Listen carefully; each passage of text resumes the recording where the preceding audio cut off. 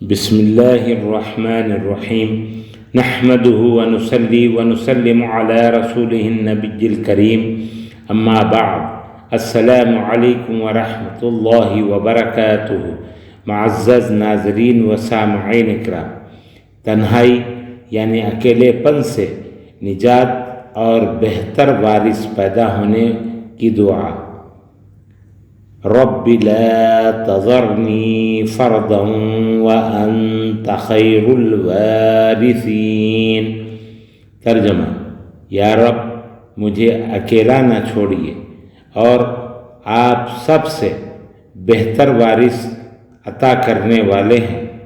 سورۃ الانبیاء آیت نمبر 89۔ آمین یا رب العالمین۔ اللہ تعالی ہم سب کا حامی و ناصر ہو۔ السلام علیکم ورحمۃ اللہ وبرکاتہ۔